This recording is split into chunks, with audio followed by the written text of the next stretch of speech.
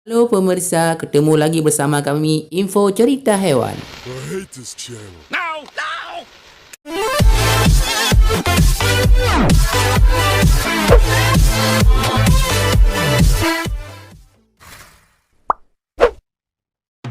Biawak tanpa telinga memiliki tubuh silindris, leher agak panjang, lengan kaki yang pendek, cakar kuku yang tajam, mata yang kecil dengan kelopak transparan, serta 6 baris sisik menonjol, bintik-bintik membentang sepanjang tubuhnya, dari kepala hingga ekor. Terlepas dari itu, kadal ini sebenarnya masih mampu mendengar suara dengan merasakan getaran di tanah. Tubuh bagian atas berwarna coklat muda atau oranye, sedangkan bagian bawah tubuh berwarna coklat pucat atau kuning pucat. Ekornya panjang dan berwarna sama dengan tubuh bagian atas. Panjang tubuhnya antara 17,4 sampai 22,1 cm, kepala hingga ekor, sedangkan berat badannya antara 48 sampai 120 gram. Spesimen terbesar yang pernah ditemukan memiliki panjang tubuh total mencapai 47 cm dan berat badan yang mencapai 209,3 gram. Biawak tak bertelinga hanya bisa ditemukan di Palu, Kalimantan. Penyebaran alaminya diketahui meliputi sebagian besar Kalimantan Barat, Kalimantan Utara, serta Sarawak di Malaysia. Kadal ini dapat dijumpai pada ketinggian sampai 300 meter dpl. Biawak tak bertelinga beraktivitas pada malam hari. Akan tetapi, sering kali terlihat di siang hari sedang berkeliaran di dekat sumber air. Habitat utamanya adalah kubangan air atau berlumpur di tepian sungai kecil. Kadal ini sangat pemalu dan biasanya hanya berkeliaran di sekitar sarangnya.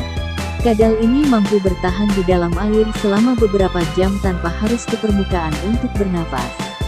Walaupun dapat memanjat dan memiliki ekor pencengkram prehensile tail, namun kadal ini lebih banyak berkeliaran di tanah terestrial. Biawak tak bertelinga menyukai cacing tanah dan krustasea kecil sebagai makanannya. Spesimen yang dipelihara di penangkaran diketahui mau memakan makanan apapun yang diberikan pemiliknya, termasuk udang, cumi-cumi, daging ayam, tikus, bahkan kuning telur dari telur hewan lain. Terlepas dari semua itu, kadal ini mampu bertahan hidup selama beberapa hari tanpa makanan. Biawak tak bertelinga berkembang biak dengan bertelur ovipar. Musim kawan kadal ini berlangsung pada bulan Februari hingga April. Jumlah telur yang dihasilkan sebanyak 2-12 butir. Telur-telur tersebut dijaga oleh kadal jantan. Telur-telur tersebut dapat menetas apabila dirami pada suhu rata-rata 27. Lantanotus bonensis pertama kali ditemukan pada 1878 oleh Franz Steindachner, ahli zoologi asal Austria. Tak banyak data pendukung yang bisa dijadikan sebagai literatur. Namun belakangan ini penemuan biawak ini ditemukan di sebuah kebun sawit yang bertempat di hutan Tembawang, Kabupaten Landak, Kalimantan Barat, hingga ke arah selatan Kalimantan. Para peneliti sering menjuluki biawak tanpa telinga ini sebagai living fossil, karena hewan ini masih bertahan hingga sekarang, di mana hewan-hewan lain yang berada dalam tingkat umur yang sama sudah banyak yang punah sejak tahun 1878 hingga 1961. Hanya 12 spesimen yang telah ditemukan dan hanya sekitar 100 dari kadal ini yang pernah dikumpulkan. Sebagian besar informasi yang dipublikasikan tentang Lantanotus bonensis hanya berdasarkan laporan observasi perilaku spesimen tunggal yang disimpan di penangkaran dan sedikit saja yang diketahui tentang perilakunya di habitat aslinya.